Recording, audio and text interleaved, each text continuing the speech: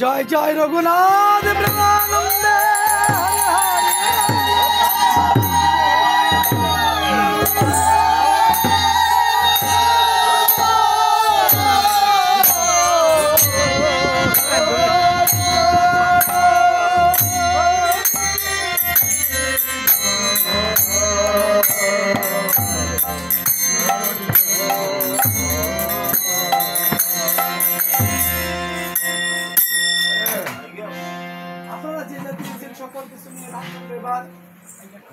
বনমাঝি মা দুর্গার পূজা করবে।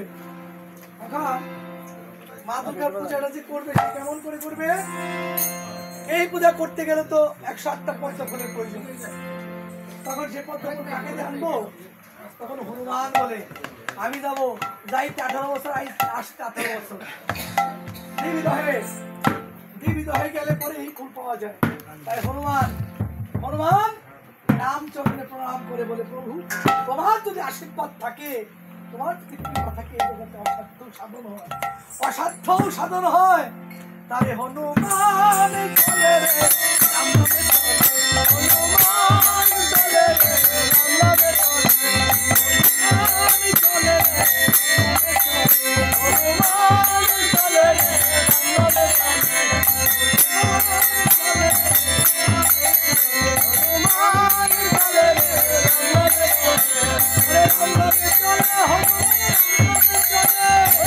নামে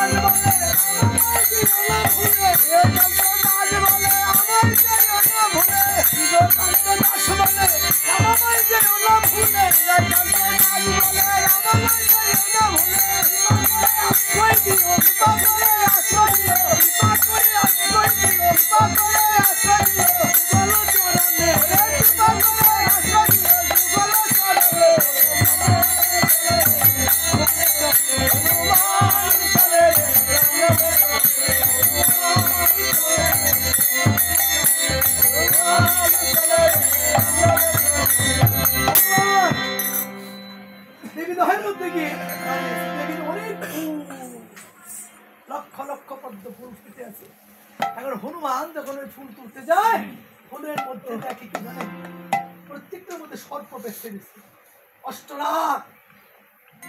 এখন হনুমান মনে মনে ভাবে হাইরে এই যে পুষ্প, এই পুষ্পের মধ্যে যে বেঁচে গেছে সর্প, কিন্তু আমাদের মানব দেহের মধ্যে, এই মানব দেহের মধ্যেও অষ্টদল পদ্ম আছে।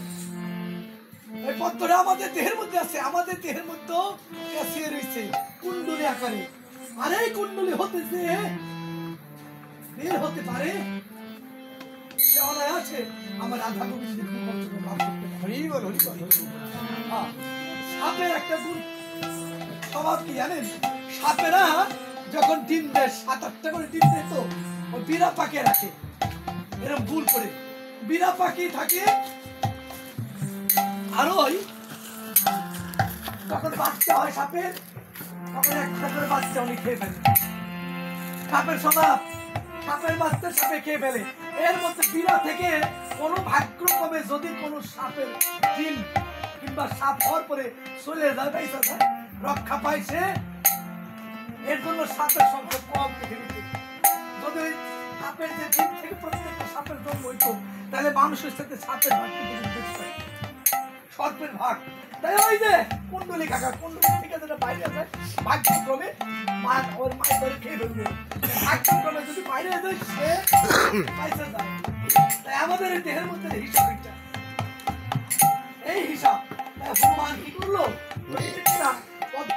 নয় মানে নিয়ে 1 সপ্তাহ পর তৈরি করে নিয়ে যাচ্ছে যখন তখন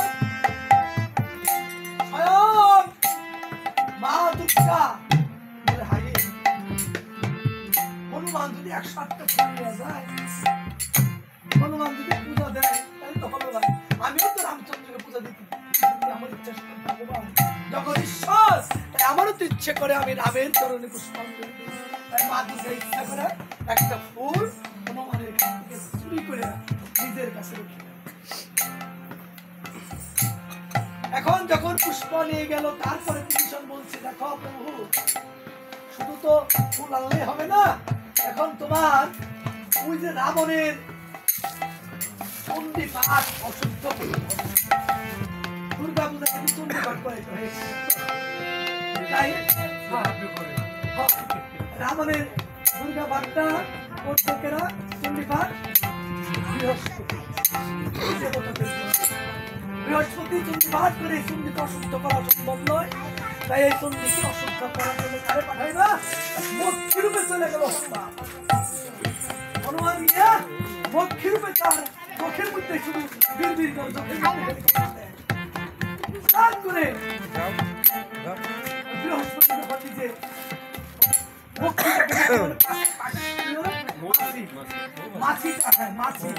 মাছিটা সরাই দিচ্ছে তখন তার একটা অক্ষর ভুলে গেছে।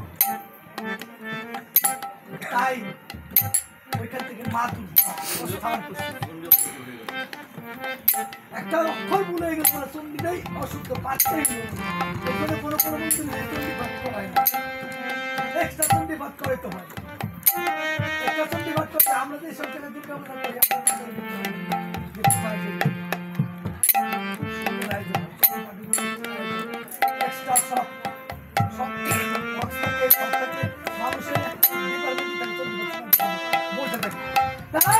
আজকে হনুমান কি করলো রাবণের গৃহে এসে রাবণের অশুদ্ধ করে দিয়ে এবার আবার চলে গিয়েছে সেই বলে না বিভীষণ কি করতে হবে না যদি তুমি রাবণকে মারতে চাও রাম তাহলে তোমার ওই মন্দাসুরের কাছে একটা মৃত্যু বানাচ্ছে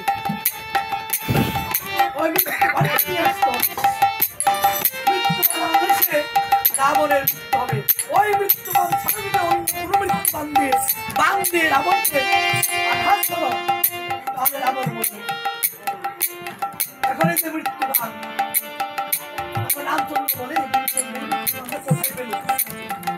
বলে মৃত্যুবান ভুল কাছে রামের রঘু এই রঘুশ্রী ছিল অনেক সুন্দরী অপূর্ব সুন্দরী স্বর্গের দেবী তাই তার রূপ দর্শন করে রাবণ আমার তাই রাবণকে মারার জন্য রঘুই রাবণের হাত পাকা যাচ্ছে রঘু সংক্ষেপ করে বলছি রঘু মেরে ফেলবে রাবণকে রঘু বান্ধিয়ে মেরে ফেলবে এমন সময় ব্রহ্মা এসে বলে দাঁড়াও ব্রহ্মা এসে বলছে দাঁড়াও দশনন দাঁড়াও রঘু দশননকে তুমি মেরো না ছেড়ে দাও তখন বলে যে আমার বান এই বান তো দশননের হবেই অতীত হবেই আমি রঘু যখন হলে মারতে হয়েছে ওর পক্ষে লাগবে বলে এই বানটা তুমি আমায় দিয়ে দাও ব্রহ্মা বলে এই বানটা তুমি আমায় দিয়ে দাও কোনো সময় যখন প্রয়োজন করবি তখন আমি এই বান দিয়ে দশননের ধ্বংস করে দিই তাই এই বানটা রাবণের ভেতর ব্রহ্মা পানি করেছে রাবণ একদিন ব্রহ্মার কাছে বলে ব্রহ্মা হে ব্রহ্মদেব তোমার ওই বানটা যে বানটা মৃত্যু বান ওই বানটা তুমি আমার দিয়ে দাও তখন ওই বানটা ওই বান ব্রহ্মার দশনের কাছে দিয়ে দেয় আর দশনের ওই বানটা নিয়ে মন্দাদরির কাছে দেয় যে মন্দাদরি এটা তো গোপন রাখা যাবে না সবার সাথে গোপন রাখা যায় কিন্তু নিজের স্ত্রীর কাছে কেউ কিছু গোপন রাখতে পারবে না তাই আমি যখন সবার কাছে গোপন রাখি, কিন্তু তোমার কাছে গোপন রাখবো না। তুমি এই বানটা লুকিয়ে রাখো।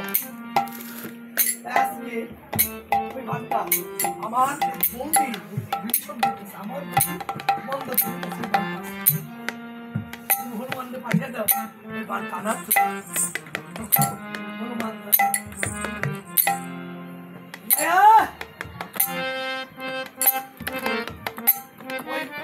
লঙ্কায় গিয়ে তখন কনক ঠাকুরের রূপে ধারণ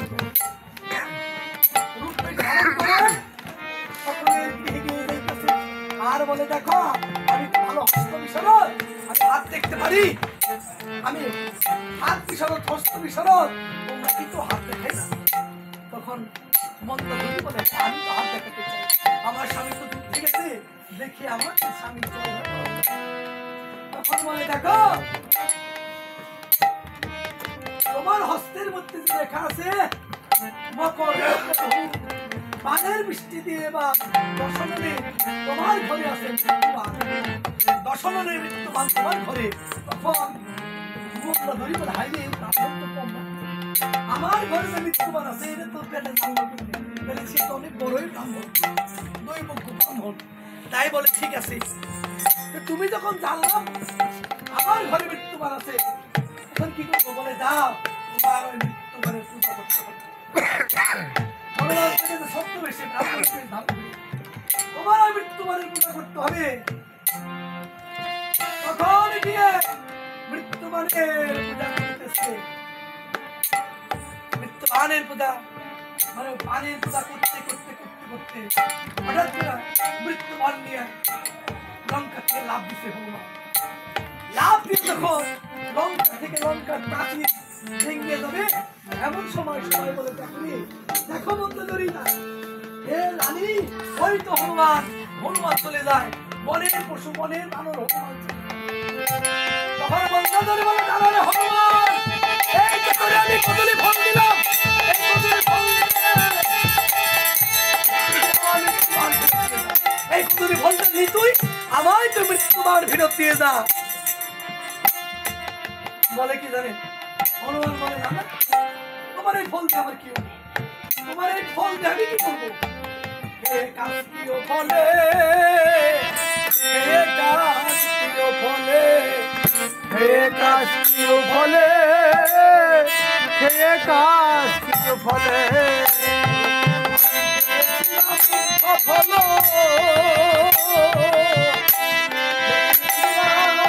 মুখ্য ফল,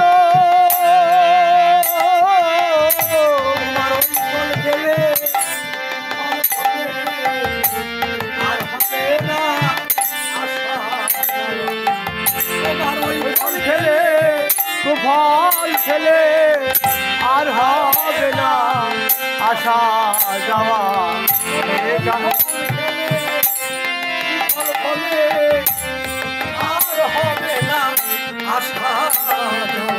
তোমার ওই ফল খেলে ফল ফলে আর হবে না আসা যাওয়া। হে কাস্তীয় ফলে, হে কাস্তীয় ফলে, শোনো, তোমার ওই ফল খেয়ে আমার লাভ হবো না, আমি ক্ষতি হবো। এই জগতের ফল খেয়ে কি লাভ? শোনো, আমি একটা কথা বলি মন্দোদরী। হনুমান ওই প্রাচীরের উপর দাঁড়িয়ে মৃত্যুবান হাতে নিয়ে বলে, মন্দোদরী শোনো, একটা কথা বলি তোমার। কি কথা জানো? আমি রামচরণ, রামচরণ তোর মূলে তখন সে ফল পায়, যখন সে ফল পাই, তখন সে ফল পাই, যখন যে ফল চাই যখন সে ফল পাই, তখন সে ফল পাই।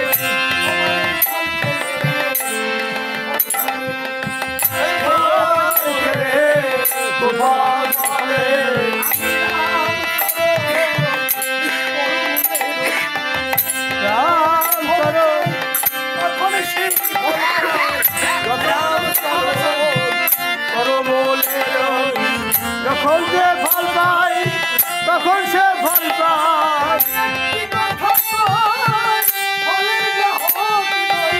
একটু কথা কই ফলের গাছ নেই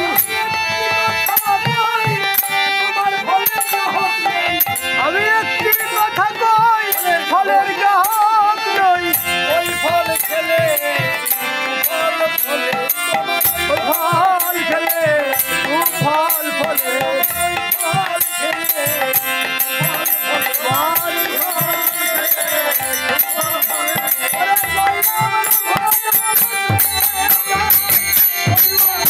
হরি বল